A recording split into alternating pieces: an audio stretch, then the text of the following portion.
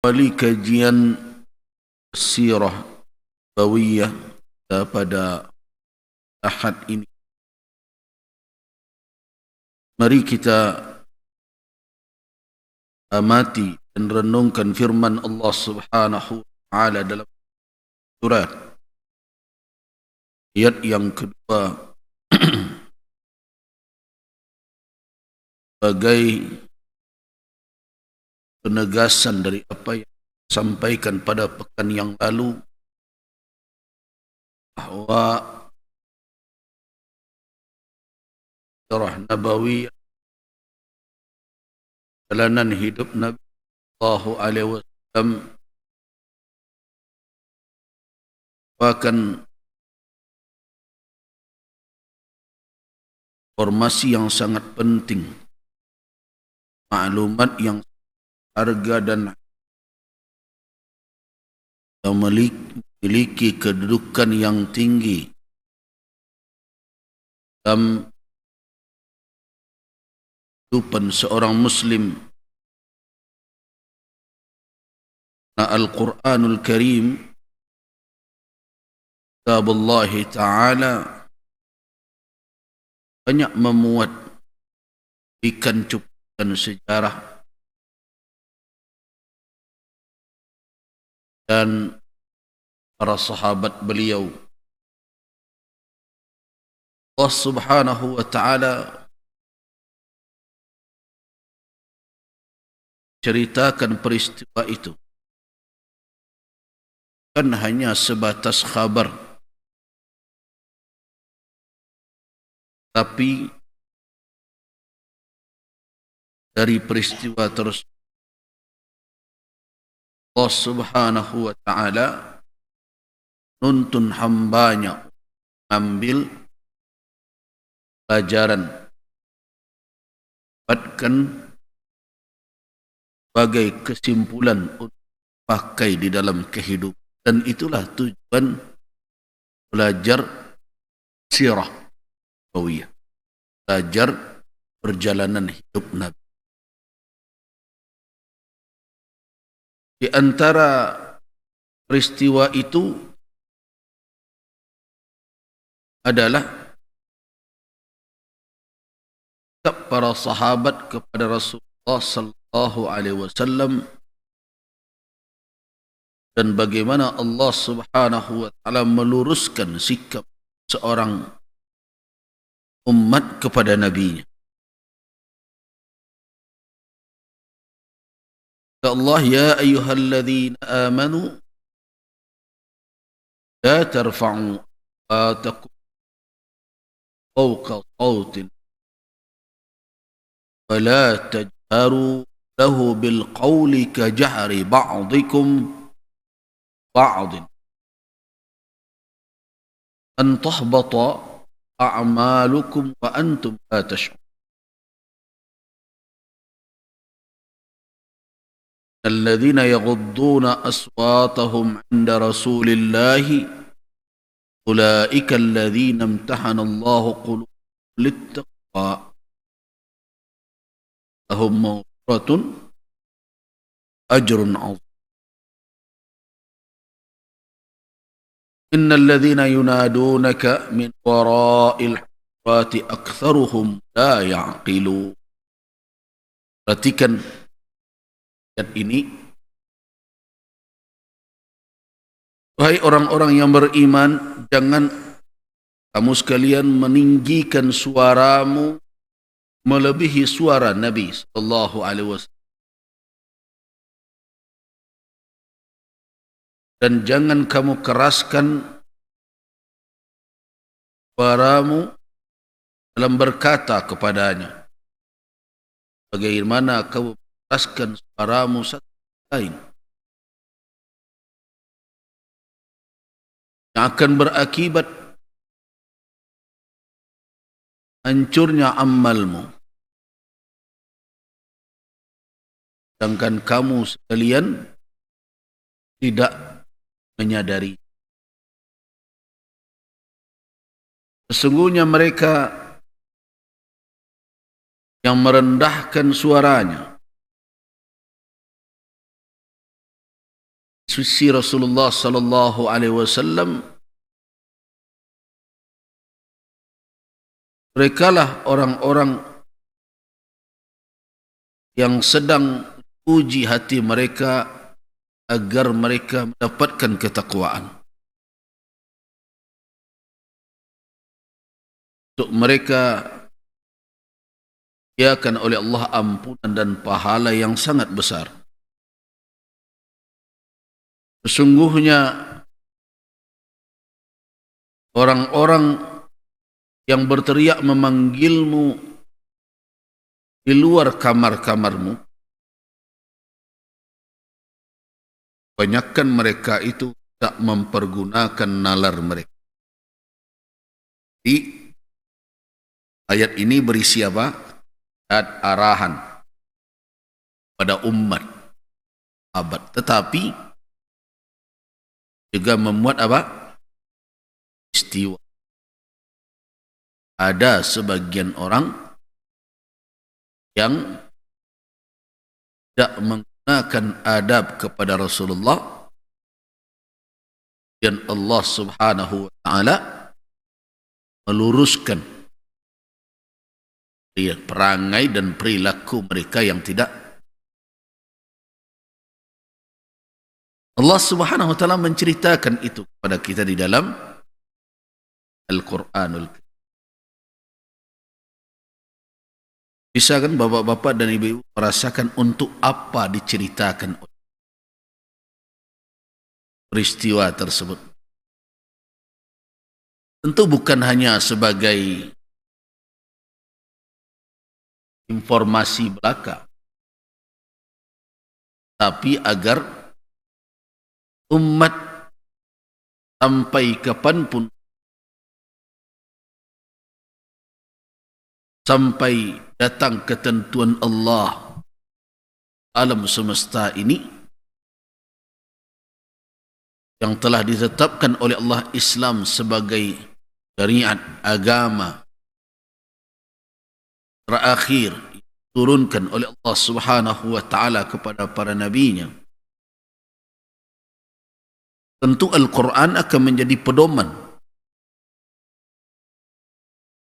Allah Subhanahu wa taala firmankan peristiwa tersebut apa? Agar manusia belajar dari cuplikan sejarah yang diwahyu. Nah, itulah tujuan belajar sejarah. Jadi bukan hanya sekedar memuaskan maklumat kita, memuaskan keingintahuan kita tentang suatu peristiwa. Setelah kita tahu, apa lagi? Ini berbeda dengan konsep sejarah atau pelajaran sejarah yang sering kita ikuti. Jika mereka mengkaji suatu peristiwa, banyak mungkin tutup oleh berbagai kabut dan setelah disingkap, kemudian tahu itu selesailah sudah. Setelah begitu itu, bahkan ada kalau mau ditiru, apanya yang mau ditiru? Nah, berbeda dengan sejarah Rasulullah, sirah nabawiyah, perjalanan. Setiap langkah Rasul itu adalah qudwah, adalah tauladan. Nah, karena itu kita menemukan setidaknya ada 6 faedah yang didapat oleh orang yang mau membaca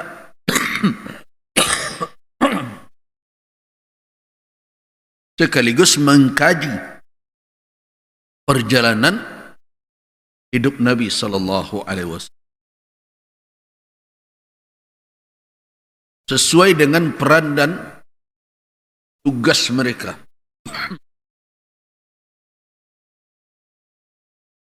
Setidaknya ada 6. Nah, mudah-mudahan kita bisa mengambil ini. Jadi bukan hanya belajar sejarah latamek kaji kami, terus latamek mengalih. Jadi setiap segmen peristiwa yang kita ceritakan, kita ambil faedah tersebut. Yang pertama, Ad-da'iyah yajidu lahu fi siratu Rasulillah sallallahu alaihi wasallam asalib ad-da'wah wa marahilaha al-mutasalsilah wa yata'arrafu 'ala al-wasail al-munasibah likulli marhalatin min marahiliha. Kalau orang itu berperan, bertugas sebagai seorang da'i, maka tentu dia akan menemukan dari sirah, dari perjalanan hidup Rasulullah sallallahu alaihi wasallam itu asalib ad-da'wah, uslub, jurus-jurus dakwah. Mereka akan mendapatkan dari sirah nabawiyah itu strategi dakwah. Begitu juga tahapan-tahapannya yang berkesinambungan.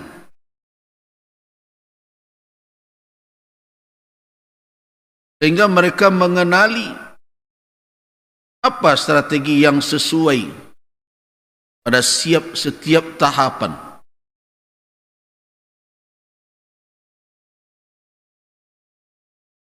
Dan dengan itu seorang da'i bisa membuat suatu hubungan dan ikatan dengan umat, dengan masyarakat. Saya melihat pada tahap ini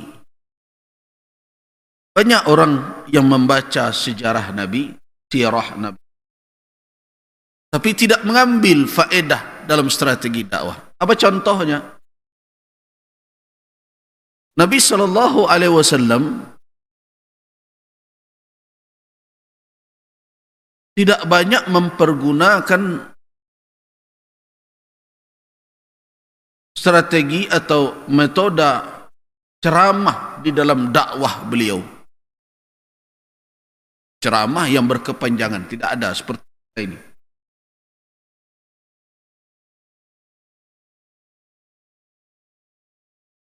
Hanya tidak kita temukan dalam sirah nabawiyah, Nabi itu punya jadwal rutin ceramah di masjid beliau. Seperti saya sekarang ini tidak ada.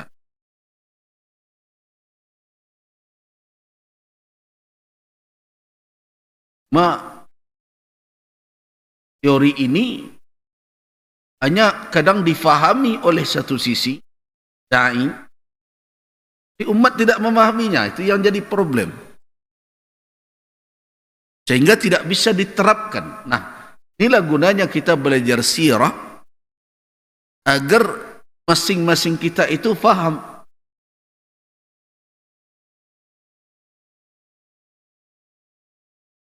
Nabi SAW tidak membuat jadwal khusus,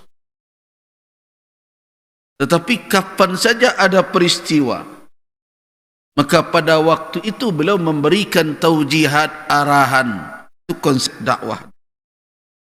Biasanya teori yang seperti itu lebih berkesan. Kenapa? Karena nasihat diikat dengan peristiwa yang menjadi sabab al-wurud, sabab keluarnya nasihat itu. Hari ini kan tidak. Jamaah datang pada hari tertentu, kajian disampaikan tanpa ada suatu peristiwa yang terjadi secara khusus dengan mereka. Karena itu pekerjaan otak kita lebih berat untuk mengingat-ingat, menghafal-hafal gitu. Kalau di masa Rasulullah begitukah? Tidak. Kita ambil contoh kemarin. Kaji kita hari Jumat supaya masih ingat. Tentang Abu Mas'ud itu ya. Sahabat yang mengadu kepada Nabi sallallahu alaihi wasallam tentang imamnya yang terlalu panjang. Ya kan? Membaca ayat di waktu salat subuh.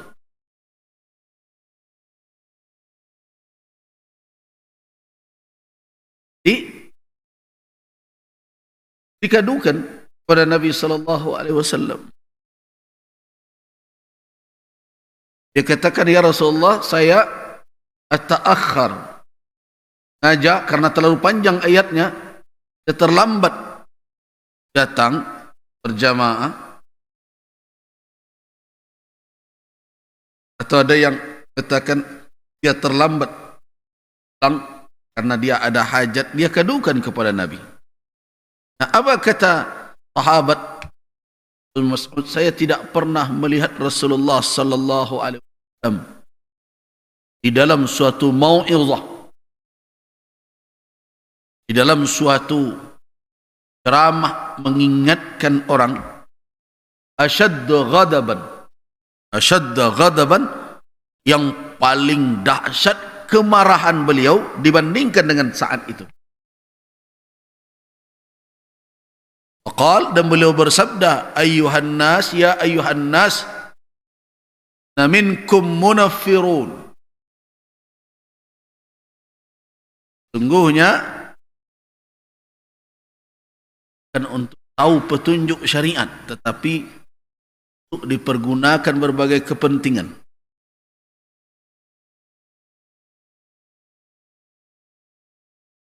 Jadi kalau orang yang sedang berpacu jabatan perlu betul tu datang ke ulama. Kalian stek tu foto bersama, minta ustaz ngomong. Bapak bagus, saya mendukung. Dan tu rajin tu datang kalau ketika itu. Kita kritisi, ini perubahan yang tidak baik. Kalau betul syariat ini menjadi pedoman di dalam hidup, maka tentu umat akan berada di sekitar ulamanya sebagaimana dulu sahabat berada di sekitar Nabi. Ini salah satu poin penting kalau kita belajar sejarah, kita tahu bagaimana uslub dakwah, teori dakwah Nabi.